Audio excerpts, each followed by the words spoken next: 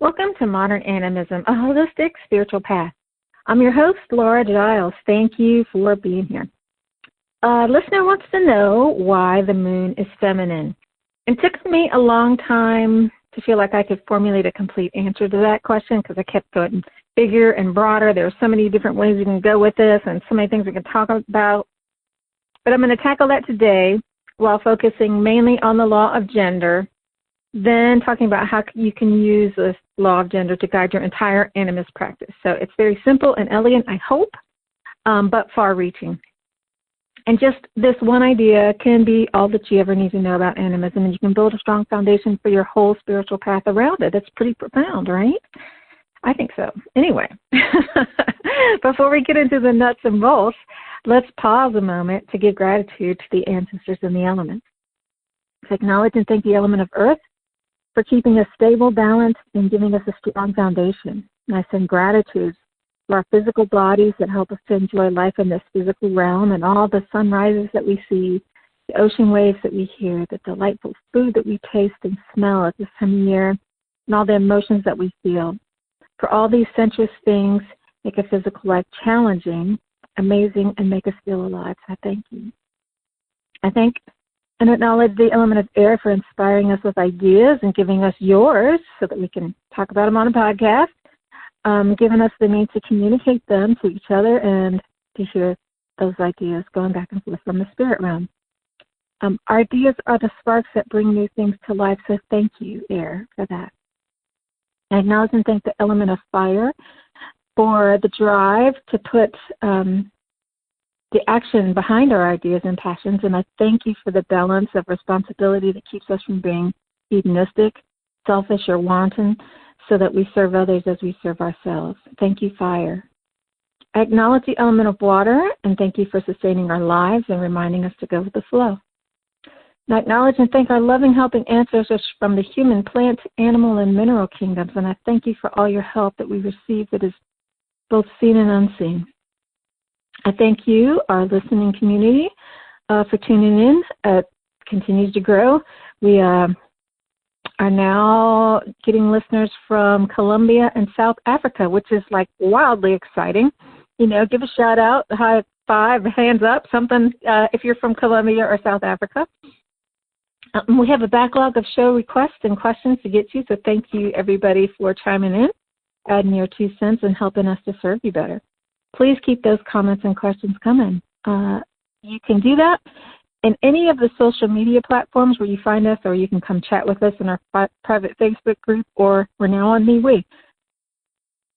If any of our shows inspire or help you, please consider donating to keep it going. We're at the end of our fiscal year where we need to raise funds for next year, and we're all volunteers on a shoestring budget. So if you've benefited at all, please consider donating at our website at pansociety.net or at buymeacoffee.com/pansociety.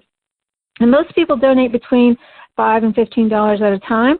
We take donations of every size, and if you're feeling generous, we welcome larger donations too. So it's not like you have to break the bank to give us a little high five.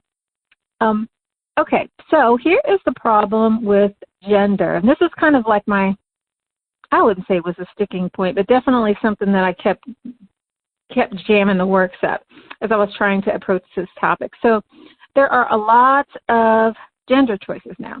You can be male, female, non-binary, they, and all sorts of things.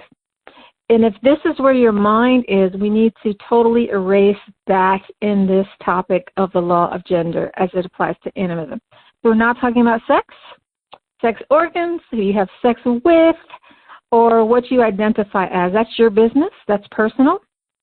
What we're talking about is universal, okay? So different neighborhood. If you find yourself getting bogged down in the conversation, ask yourself if you're thinking big picture or little picture, universal or personal, and that should help to clear things up. So what we're really talking about is energy, not chromosomes, not vagina, penis, not sexual activity, okay? So let's start with the law of gender, and this comes from the Kabbalion, and it says, gender isn't everything. Everything has its masculine and feminine principles. Gender manifests on all planes. So what is the Kabbalion? So it's a book that was written in 1908, so not that long ago, that is supposed to be the essence of the teachings of Hermes Trismegistus, or Hermeticism. And we can get into who he was and why he's important, but that's going to take us way off topic. So I'm just going to keep our focus on what the law of gender says and how it applies to animism. Cool? But I'm giving you that information so you can look up more if you want to. So, gender's in everything. Everything has its masculine and feminine principle. So basically what we're talking about here is yin and yang. And hot and cold, direct, circuitous, give, receive, push, pull, doing, resting, inhale, exhale. So it's opposite attracts. If you have magnets, you know, it's that the thing that draws these things together and when they come together, there's a lightning force that can lead to creation. It's the sense of oneness that comes about when it comes together. And it's so energy, not sex. Masculine energy is the giving force. Feminine is the receiving. And it's not, like I said, about sex, but think of it this way. The penis gives, the vagina receives. And that's going to be important in a moment. So another way to look at this is to get away from the sex thing, even though I'm going to talk about that a little bit more, because you can't get away from it. I know it's a little bit messy. Just think of it as the masculine is +1, the feminine is -1. And when they come together, they cancel each other out and get 0. Now, 0 could be nothing or it could be everything. So if you think about all of the creation stories, they pretty much start out in the beginning there was a void, right? So is the void nothing? I think most of us think of it as nothing, but it could just as easily be everything. So I've told this story before, but I'm going to share it again. So if you've heard it before, you can just sit back and enjoy it one more time. So I'm in my float tank. So a float tank is if you've not heard of it, it is a, what do you call that? Sensory deprivation tank. So you're in about 10 inches of water it's really super saturated with Epsom salt, so you float without any sort of effort whatsoever. And the water is the same temperature as the air and also the same temperature as your body. So because everything's the same temperature, there's nothing to feel. And you're floating, so you're gravityless, so your muscles aren't doing anything to hold you up. There's nothing for your body to do, nothing for it to feel. It's totally blackout. See, there's nothing to see. If it's clean, there's nothing to smell. Hopefully there's no salt water or anything in your mouth, nothing to taste. Did I hit all of the senses? Nothing to hear. Should be silent as well. So all of your senses they kind of go to sleep, as long as your mind can go to sleep. And so I'm in there. I have nothing to do, and my senses are totally shut off, and I go to the void, basically. And something in my brain kicks off, and I realize that I'm not sensing. And I think to myself, I must be dead. And then I thought, as soon as I thought that, I was like, well, you can't be dead because I just had that thought. And then that's when I realized that I was still conscious and still somewhere. So my kind of point is in that space of nothingness where there was no conscious thought, there was no perception, no judgment, nothing kind of going on. It felt like nothing. But if you're in a space of nothing, the only way that you know that there's something is to have something that's different. So, and when I said, oh, I can't be dead because I had a thought, then I perceived something, which took me out of the nothing. But it could just as well be everything. Because nothing is a space of no separation, and so is everything. See what I'm saying? I hope that wasn't too convoluted. But when you're in a system of duality, as we are, then we know everything else by comparing it to something. This is big because that's small. This is cold because that's hot, kind of thing. And when you're in the space of the void, there's no comparison. There's just oneness. So that's kind of what I mean, and that's why we have the attraction of the yin and yang, because you need these things, separate things, so that other things can exist. You have this attraction. Attraction brings the spark that creates life, that life flows from, those kinds of things. And then basically it brings balance to the world. So, and one of the ways that this shows up is through languages. So people talk what they perceive. They talk about what they know. And many languages, including Romance languages, Semitic languages, and Sanskrit, have gender built in. So when you talk about things, you just know what, if it's a masculine or a feminine thing. And the language will tell you if you don't know. So like you're a foreigner learning the language. In Italian, for example, the same word is used for it as she or he. So if I were talking about the moon, I would call her she. The moon, she is beautiful, you know. So a moment ago, I talked about how the penis gives and the vagina receives, right? So that's one way you can make a pretty good guess about whether a thing is masculine or feminine. So that's one way. But if you know the qualities of masculine and feminine, then you could use way more examples than just that. So look at what is the function of this thing. How does it look?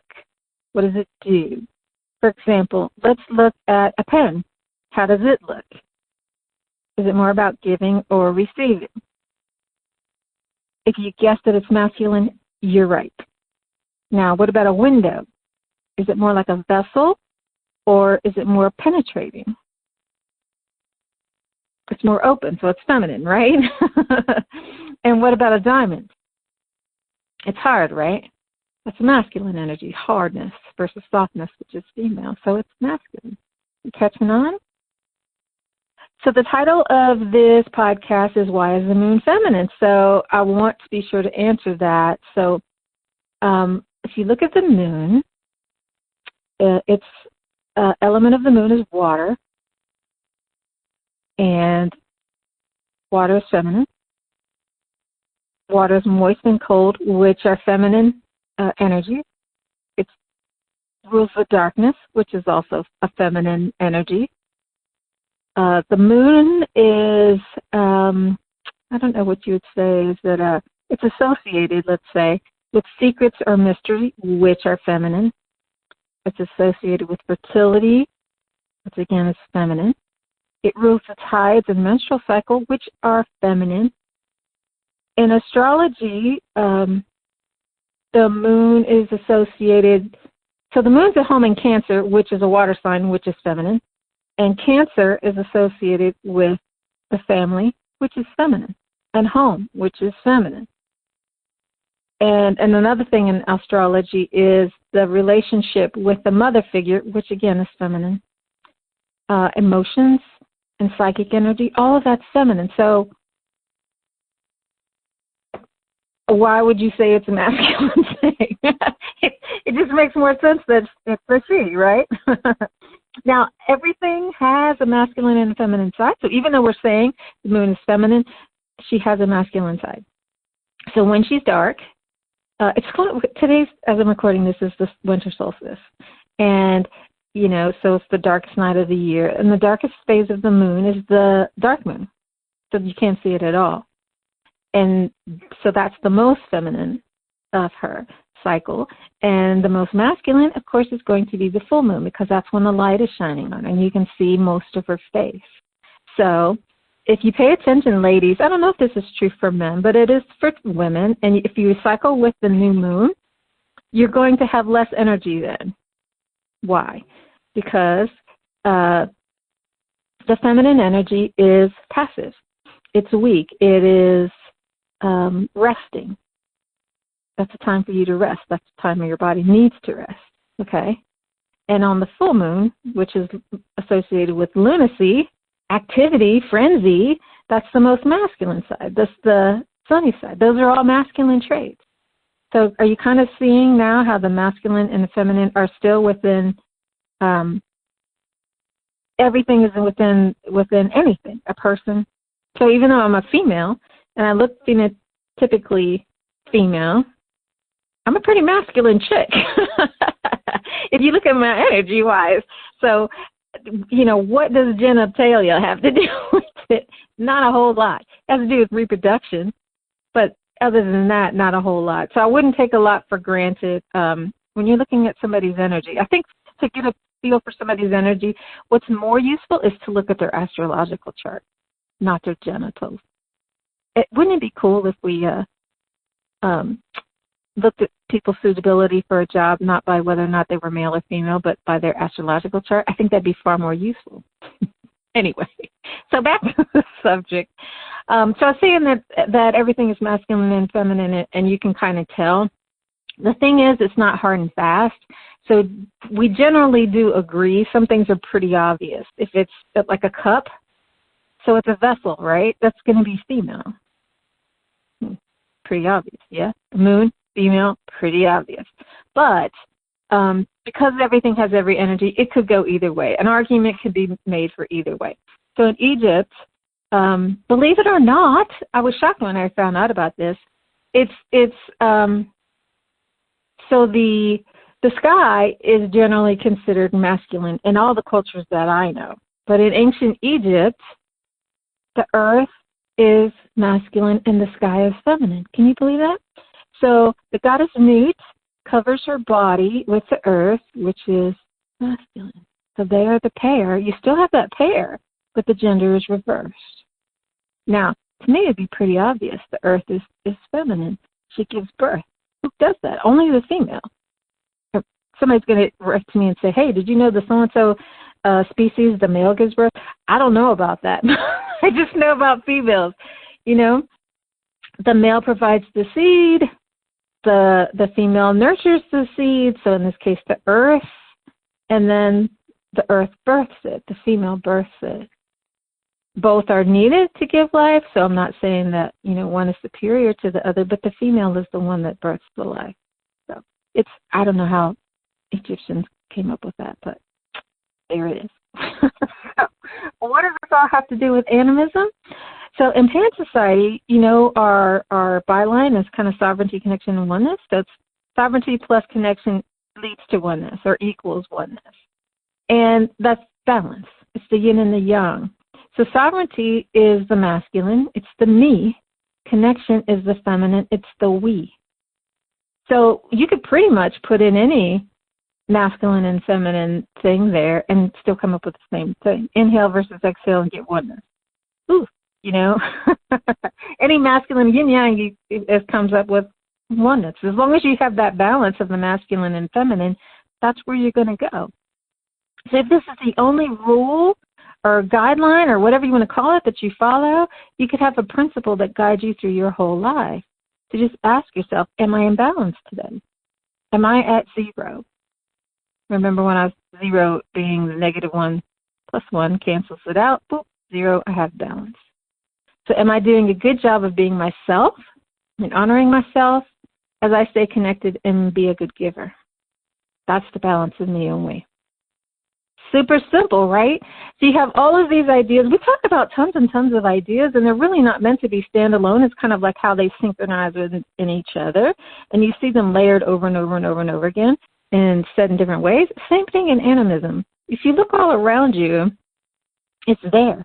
And why do we talk about the elements? Is because the elements are in everything. So if you distill everything down to its elements, then to me, I'm not the only one that has a way of looking at things, but to me that makes it just super easy.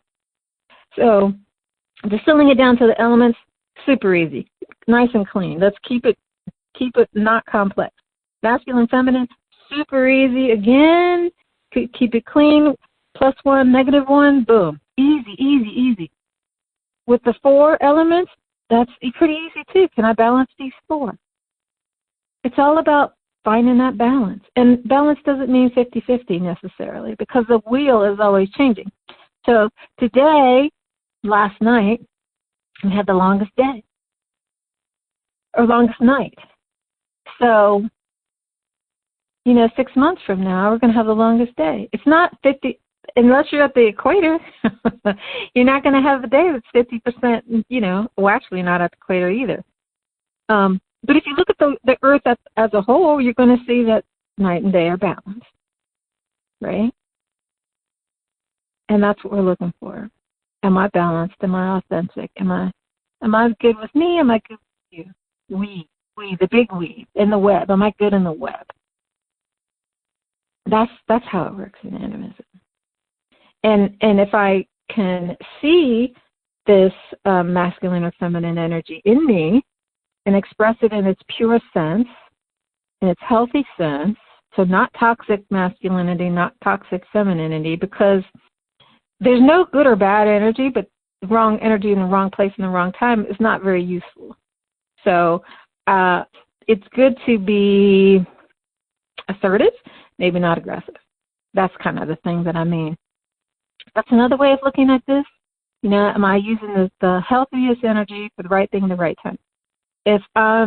So feminine energy is mysterious, it's weak, it's passive. But if that's how I showed up at work, people might think I was really weird. Might not be the best thing for the workplace. Yeah. So there's the right thing and at the right time in the right place. And if you just kind of know what the energies are and look at balancing them out, I think you're going to be good. So I probably weren't thinking about this is where a conversation about why is the moon feminine going to take us, but I hope it gives you lots of things to think about, ways to bring animism into your day-to-day life, make it more useful. And if you're looking for an animist community, come check us out on our private Facebook and MeWe groups.